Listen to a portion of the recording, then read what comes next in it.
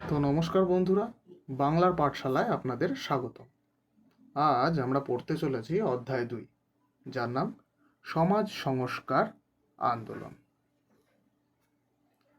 তো 19 শতকে বাংলার সমাজে নানান কুসংস্কার বিরাজ করেছিল, যেমন সতীদাহ প্রথা, বাল্যবিবাহ, নারীদের অবহেলা। তো এই সমস্ত কিছু দূর করার জন্য অনেক মহান মানুষ এগিয়ে আসেন। চলুন তবে আমরা একে একে তাদের কথা জানি। আচ্ছা, তো তার আগে বলে নিই, আমার এই চ্যানেলটার নাম হচ্ছে বাংলার পাঠশালা। যারা প্রথমবার আমার এই ভিডিওতে দেখছেন তাদের অবশ্যই বলবো প্রথমে গিয়ে অধ্যায় 1 অর্থাৎ ফার্স্ট চ্যাপ্টারটি দেখে তারপরে দ্বিতীয় চ্যাপ্টারে আসুন, অর্থাৎ অধ্যায় 2 আসুন। এটি হচ্ছে আমার চ্যানেল। আপনারা অবশ্যই প্রথমবার হলে লাইক, শেয়ার এবং সাবস্ক্রাইব করবেন এবং অবশ্যই কমেন্টে জানাবেন যে কীরকম লাগছে আমার ক্লাসটি। তো শুরু করা যাক।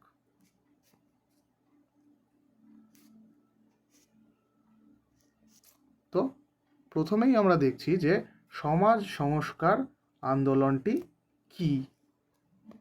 তো 19 শতকের বাংলায় অনেক সমাজ সংস্কারক সমাজের কুসংস্কার দূর করার চেষ্টা করেন। সতীদাহ প্রথা, বাল্যবিবাহ, নারী শিক্ষা ও জাতপাতের বিরুদ্ধে সংগ্রাম হয়েছিল। কবে? না 19 শতকে। কোথায়? না বাংলায়। তো এবার আমরা দেখছি প্রধান সমাজ সংস্কারক এবং তাদের অবদান। তো কোন কোন সমাজ সংস্কারকরা সেই সময় অর্থাৎ 19 শতকে বাংলায় সমাজ সংস্কারের আন্দোলনে এগিয়ে আসেন তাদের সম্পর্কে আমরা আলোচনা করব এবং তাদের অবদান আমরা এখানে সংক্ষিপ্ত আকারে আলোচনা করব। তো আমরা এখানে 3টি নাম দেখতে পাচ্ছি। প্রথম নামটি হচ্ছে রাজা রামমোহন রায়। তো এনার কথা আমরা অবশ্যই ছোটবেলা থেকেই পড়ে আসছি, আমরা কম বেশি সকলেই এনার সম্পর্কে জানি। দ্বিতীয় নামটি হচ্ছে ঈশ্বরচন্দ্র বিদ্যাসাগর। এনার বিষয়েও তেমন কিছু বলার নেই, এনাকেও আমরা ছোটবেলা থেকে পড়ে আসছি। 3 নম্বর নামটি হচ্ছে কেশবচন্দ্র সেন। আমরা দেখব যে সমাজ সংস্কার আন্দোলনে কেশবচন্দ্র সেনের অবদান সত্যি অনস্বীকার্য। তো একে আমরা প্রত্যেকের সমাজ সংস্কার আন্দোলনে কতটা ভূমিকা সেই সম্পর্কে আলোচনা করব। তো প্রথমেই আমরা যার নাম এবং যার ছবি, যেই মহান ব্যক্তিত্বের আমরা ছবিটি দেখতে পাচ্ছি, সেটি আর কেউ নয়, রাজা রামমোহন রায়। তো রাজা রামমোহন রায়, তার জন্ম কবে হয়? না 22শে মে 1972। এই সময় রাজা রামমোহন রায়ের জন্ম হন এবং 27শে সেপ্টেম্বর 1833 খ্রিস্টাব্দে এই মহান ব্যক্তিত্ব পরলোক গমন করেন। তো রাজা রামমোহন রায় মূল কি কি কাজগুলি করেছেন আমরা সেই সম্পর্কে আলোচনা করব। তো রাজা রামমোহন রায় ব্রাহ্ম সমাজের প্রতিষ্ঠা করেন। ব্রাহ্ম সমাজের প্রতিষ্ঠা তাহলে কে করেন যদি প্রশ্ন আসে, আমরা বলবো রাজা রামমোহন রায়, যিনি ব্রাহ্ম সমাজের প্রতিষ্ঠা করেন। তো তিনি কবে প্রতিষ্ঠা করেন, তাই না? পরের প্রশ্ন তো আসতেই পারে। তো তখন আমরা সালটা এখানে উল্লেখ করব 1828। মনে থাকবে, 1828 খ্রিস্টাব্দে রাজা রামমোহন রায় ব্রাহ্ম সমাজের প্রতিষ্ঠা করেন। এটুকু মনে রাখবে, 18 তারপর 28, 18 + 10 28, এটুকু মনে রাখবে। 1 8 2 8, ব্যাস এভাবে মনে রাখতে পারো। আর কি কি করেন? সতীদাহ প্রথা বন্ধের আন্দোলন করেন। আচ্ছা, সতীদাহ প্রথা কি? আশা করি ভিডিওতে আলোচনা না করলেও চলবে। আমরা এর আগেও পড়েছি যে সতীদাহ প্রথা কি জিনিস। তো সতীদাহ প্রথা বিরুদ্ধে রামমোহন রায় প্রথম থেকেই ছিলেন। তো সেই প্রথা বন্ধের পেছনেও তার অবদান সত্যিই অনস্বীকার্য। এছাড়াও আমরা আর কি কি জানি? আর জানি হচ্ছে নারী শিক্ষার প্রসার। আমরা জানি সেই সময় রামমোহন রায়ের সময়ের কথা বলছি, বা আমরা সমাজ সংস্কার আন্দোলন যেই সময়টার কথা আমরা পড়ছি এখন, সেই সময় আমরা জানি যে নারীদের শিক্ষাদান করা হতো না। সাধারণ মানুষের এটাই ধারণা ছিল যে নারীদের পড়াশোনা করে কি হবে, নারীরা তো বিয়েই হয়ে যাবে কিছু বয়স পর। আর সেই সময় তো ভীষণই অল্প বয়সে বিয়ে দিয়ে দিতে, আহ, ওই মোটমাট 13-14 বছর বয়স নাগাদই নারীদের বিয়ে দেওয়া হতো। তো এদের পড়াশোনা করেই বা কি হবে, সেই তো শ্বশুর বাড়িতে গিয়ে হেসেলি সামলাবে আর ঘরেই সামলাবে, বর বাচ্চা হিসেবে সামলাবে। তো এই বিষয়টা নিয়ে তৎকালীন সমাজের কিছু উচ্চ মানব যারা ছিলেন, যেমন রাজা রামমোহন রায় তার মধ্যে একজন, এনাদের বিষয়টা মানতে পারেননি, মানতে নারাজ ছিলেন। তো সেই সময় তারা নারী শিক্ষার প্রচার করেছিলেন, কিভাবে নারী শিক্ষার প্রচার করা যায়, কিভাবে সামনে এগানো যায় নারীদের শিক্ষার বিষয়, সেই সম্পর্কে এনারা সামনে এসেছিলেন। তো এই ছিল রাজা রামমোহন রায়ের ব্যাপারে। পরবর্তীতে আমরা পড়ব ঈশ্বরচন্দ্র বিদ্যাসাগর। ঈশ্বরচন্দ্র বিদ্যাসাগর, যার জন্ম 26শে সেপ্টেম্বর 1820 এবং মৃত্যু হয় 29শে জুলাই 1891। তো ঈশ্বরচন্দ্র বিদ্যাসাগর কি কি করেছিলেন আমরা একটু জেনে নিই। তিনি বিধবা বিবাহ প্রচলন করেছিলেন। সেই সময় আমরা জানতাম যে সতীদাহ প্রথার ফলে কি হতো, বিধবাদের কি করা হতো, বিধবাদের জ্বলন্ত চিতায় পুড়িয়ে ফেলা হতো তার স্বামীর সাথে।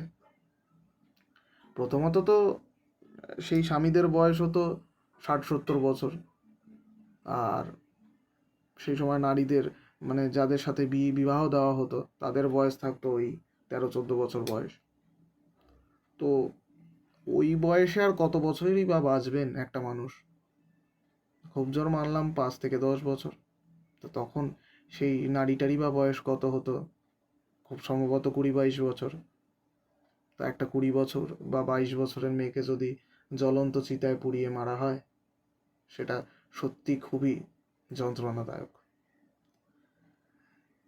এবং সেই শব্দ যেন মানুষের কান অবধি না পৌঁছায় তার জন্য কি করা হতো না, যেই জায়গায় পোড়ানো হতো তার চারিপাশে গোল করে সমাহরে জোরে জোরে বাজনা বাজানো হতো, কাসর ঘণ্টা এসব বাজানো হতো, যাতে সেই সতীর বা সেই নারীর চিৎকার বাইরে অবধি না পৌঁছায়, আশেপাশের লোক না জানতে পারে। এছাড়া আর কি করলেন, তিনি বাল্য বিবাহের বিরুদ্ধে লড়াই করলেন। ওই যে বললাম 13-14 বছর বয়সে বিবাহ, এটা তো একটা স্বাভাবিক নয়, তাই না? একদমই ছোট 13-14 বছর বয়সের একটা বালিকা বা কি বোঝেন। তো সেই বাল্য বিবাহের বিরুদ্ধেও ঈশ্বরচন্দ্র বিদ্যাসাগর লড়াই করলেন যে না, এত অল্প বয়সে বিয়ে দেওয়া যাবে না, বিয়ের একটা নিম্ন বয়স থাকা উচিত। আর তিনি কি করলেন, বাঙালি মেয়েদের জন্য স্কুল প্রতিষ্ঠা করলেন। আমরা জানি যে সেই সময় নারীদের শিক্ষাদানে বাধা দেওয়া হতো, তার পরিবার থেকে হোক, সমকালীন সমাজ থেকে হোক। তো তাই জন্য কি করলেন, তিনি বাঙালি মেয়েদের জন্য স্কুল প্রতিষ্ঠা করলেন, যাতে অন্তত বাঙালি মেয়েরা স্কুলের পথে এগোয়, অন্তত স্কুলে যায়। প্রথম তো যাওয়া, পড়াশোনা তো তারপরে, আগে যাক, তারপরে সেখানে গিয়ে মিশুক আরও 4-5 জন মেয়ের সাথে, তারপর তো পড়াশোনা হবে, বন্ধুত্ব হবে, পড়াশোনা হবে, সবই হবে। তো এই ছিল তার প্রয়াস। পরবর্তীতে আমরা দেখব কেশবচন্দ্র সেন। কেশবচন্দ্র সেন, তার জন্ম 19শে নভেম্বর 1838 এবং তার মৃত্যু হয় 8ই জানুয়ারি 1884। তো এই কেশবচন্দ্র সেন কে ছিলেন আমরা জেনে নিই। তিনি ছিলেন ব্রাহ্ম সমাজের কার্যক্রম বিস্তার, তিনি ব্রাহ্ম সমাজের কার্যক্রমকে বিস্তার করেন, ব্রাহ্ম সমাজের যা কাজকর্ম সেগুলোকে এক্সপ্যান্ড করেন, বিস্তার করেন। এছাড়াও তিনি নারী অধিকার, নারীদের কি কি অধিকার সেই নিয়েও সচেতনতা দেন। সমাজে সচেতনতা থাকা উচিত যে নারীর অধিকার নিয়ে, নারীদের কতটা কি অধিকার, নারীদের কি করণীয় বা কি করা উচিত সেই সম্পর্কে। এটা ছিল কেশবচন্দ্র সেন।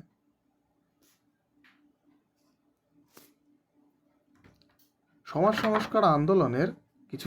তো এবারে আমরা সমাজ সংস্কারের আন্দোলনের বৈশিষ্ট্য সম্পর্কে আলোচনা করব। বৈশিষ্ট্যগুলি কি কি? মূল প্রথম বৈশিষ্ট্য হচ্ছে যুক্তি ও বিজ্ঞান ভিত্তিক চিন্তাভাবনা। প্রথম চিন্তাভাবনাটা থাকা উচিত যুক্তি, সঠিক যুক্তি দেওয়া এবং বিজ্ঞান ভিত্তিক চিন্তাভাবনা, সায়েন্টিফিক্যালি চিন্তাভাবনা করা উচিত যে কোনটা করা উচিত কোনটা করা উচিত নয়। যেমন এটা করা উচিত যে 13 বছর বা 12 বছরের কোনো কন্যাকে বিয়ে দেওয়াটা ঠিক না, সেটা তো একটা সায়েন্টিফিক্যালি ঠিক না, না? তো আরেকটু যাতে বেশি বয়সে বিবাহ দেওয়া যায়। আর কি কি? কুসংস্কার এবং অন্ধবিশ্বাসের বিরুদ্ধে সংগ্রাম।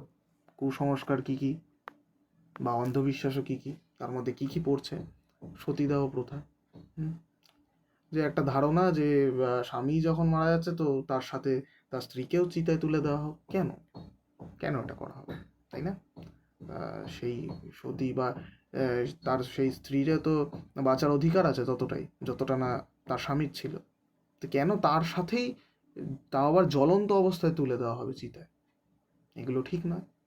তো এর বিরুদ্ধেও সংগ্রাম। এছাড়া আর কি কি? শিক্ষা বিস্তার ও নারী স্বাধীনতার প্রচার।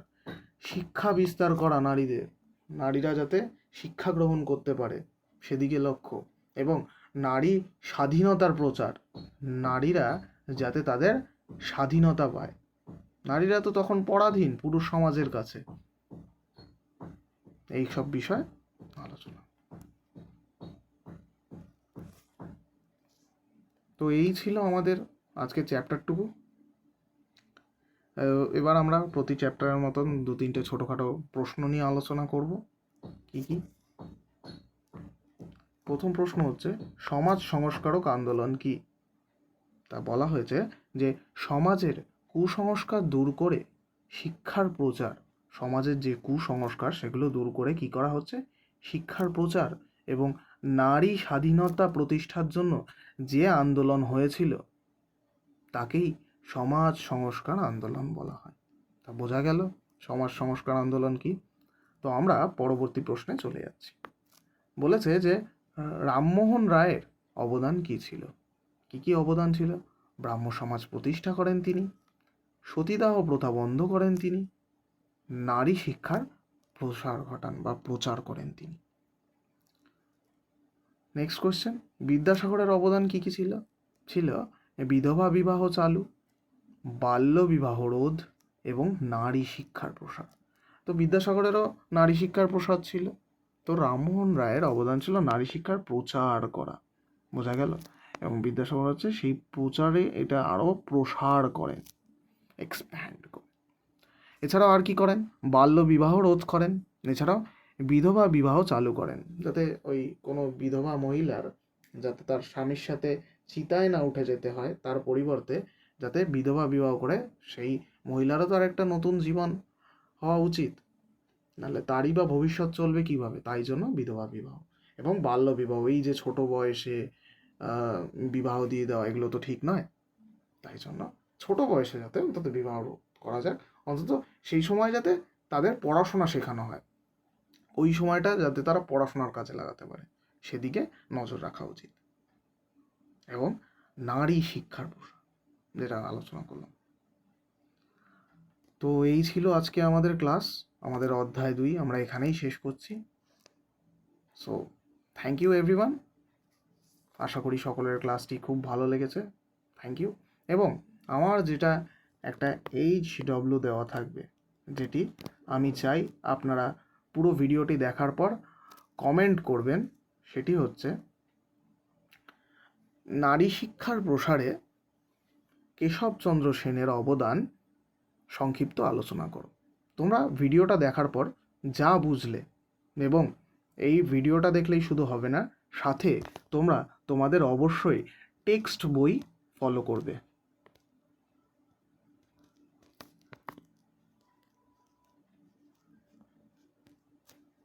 অবশ্যই তোমাদের ক্লাস 10-এর যে টেক্সট বইটি সেটি অবশ্যই ফলো করবে। এবার বলবে যে স্যার কি টেক্সট বই আমরা ফলো করব? সেভাবে আমি নাম নেব না, মার্কেটে সব বই ভালো। সেভাবে যদি তুমি দেখতে চাও, আমার ব্যক্তিগতভাবে পছন্দ যেটা এবং আমি যেটা পড়েছি সেক্ষেত্রে জীবন মুখোপাধ্যায়ের বইটা সত্যিই ভীষণই ভালো, এবং আশা করি আমার যারা টিচাররা ছিলেন তারাও হয়তো, আমি শুনেছি যে জীবন মুখোপাধ্যায় পড়েছেন। তো তোমরা জীবন মুখোপাধ্যায়কে অবশ্যই কন্টিনিউ করতে পারো। এছাড়া বাজারে আরও অনেক রাইটারের বই আছে, প্রত্যেকটাই ভালো। আমি যে জীবন মুখোপাধ্যায়ের বইয়ের নাম বললাম মানে যে জীবন মুখোপাধ্যায় ভালো হবে, বা জীবন মুখোপাধ্যায় যে আমাকে এই ভিডিওটা করার জন্য টাকা দিচ্ছে এমন কিন্তু কোনো মানে নেই, ঠিক আছে? আমার কিন্তু কোনো এটা পেইড না, আমি যেটা পড়েছি আমি সেটা তোমাদের সাথে শেয়ার করছি। তো অবশ্যই এই ভিডিওটার সাথে সাথে তোমরা কিন্তু টেক্সট বইটাকে ফলো করবে, এটা কিন্তু মাস্ট। কারণ আমি এখানে যেটা বলে দিয়েছি এটা অ্যাজ আ টাইপ অফ তোমাদের ফাউন্ডেশন, ভিত শক্ত করার জন্য।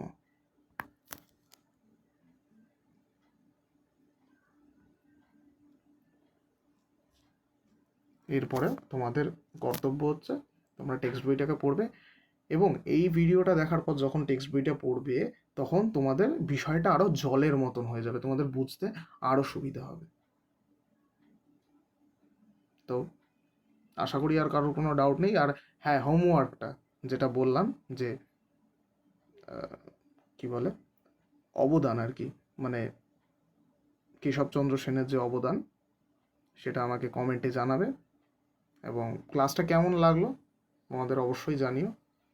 খুবই যদি পছন্দ লাগে এবং যদি মনে হয় যে তোমাদের ক্লাসটা উপকারে লাগলো, তবে অবশ্যই লাইক, শেয়ার, কমেন্ট, সাবস্ক্রাইব এগুলো অবশ্যই করবে এবং পাশে থাকবে।